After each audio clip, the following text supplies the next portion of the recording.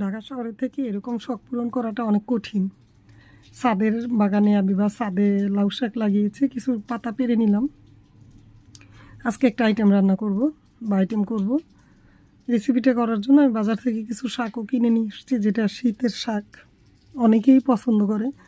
তবে আমাদের বিক্রমপুরে খুব পছন্দ হয় শাকটা, সবারই, মানে অনেকেই সিম আলু দিয়ে খায়। যে এই শাকটা কী বলেন আপনারা? আমরা বলি বথুয়া শাক।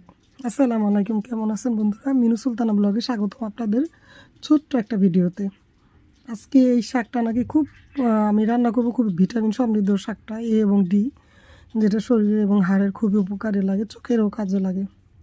তো শাকটা যেহেতু কম, দেখেন এতটুকু শাক 30 টাকা দিয়ে নিচ্ছি আমি, কম, যার কারণে আমি ছাদের থেকে কিছু পাতা নিয়ে নিলাম। ব্যাস ধুয়ে পরিষ্কার করে বসিয়ে দিলাম, পেঁয়াজ কাঁচামরিচ পরিমাণ মতো লবণ দিয়ে। আসলে ঢাকা শহরে এই খাবারগুলো খাওয়ার জন্য একটু মানুষ উদগ্রীবী থাকে, ইচ্ছে হলে খেতে পারে না। বাজারে পেলাম একেবারে টাটকা শাকগুলো, আমি নিয়ে আসছি। তো শাকটা সিদ্ধ হয়ে গেছে, আমি এখন বাগার দিব রসুন পেঁয়াজ দিয়ে। আমার ভিডিওগুলো কে কোথা থেকে দেখছেন, কেমন লাগছে, কেমন লাগে কমেন্টে জানাবেন কাইন্ডলি, এবং ইচ্ছে হলে শেয়ার করে দিবেন।